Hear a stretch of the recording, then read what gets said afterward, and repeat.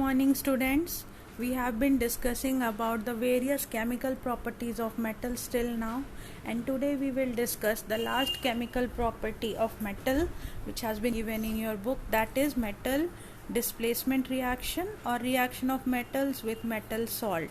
First of all, let us understand what is metal displacement reaction. You have already learned about the metal activity series, and we will learn about the metal displacement reaction by the help of the activity series. In a metal displacement reaction, a more reactive metal displaces by aqueous solution we mean solution of metal salt in water. Let us see this example. Zinc, which is solid, when it is dipped in a aqueous solution of iron sulfate, then zinc, being more reactive than iron, displaces iron from its solution and forms zinc sulfate, and iron is deposited at the bottom. This can be observed by a color change also. We can see it. Iron sulfate is basically green in color, and when it forms zinc sulfate is basically white in color. So iron sulfate has iron which is less reactive than zinc, so it is displaced from the aqueous solution to form zinc sulfate, and we observe this change in the form of change in color of the solution. Let us discuss more about the metal displacement reaction. This is the reaction I just discussed now. Zinc reacts with iron sulfate, which is green in color, to form zinc sulfate, which is white in color, and iron is left behind.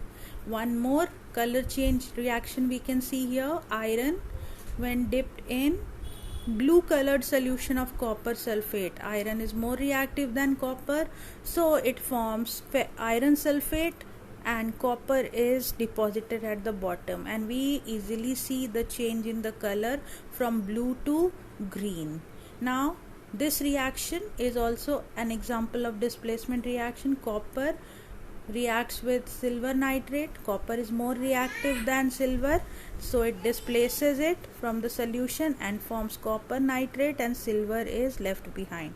But the last case we can see, copper when dipped in iron sulfate, copper is less reactive than iron, so it cannot displace the iron from its solution, so there will be no reaction. So I hope you must have understood about the metal displacement reaction. And now I give you one homework. What you have to do, you have to study thoroughly about all the chemical properties of metal. You have to write all the chemical properties of metal point wise in a column, and then you have to compare the chemical properties of metals with non-metals. You have to write the chemical properties of non-metals after studying the topic. So we will be discussing about this in our next class. That's all for today. Thank you.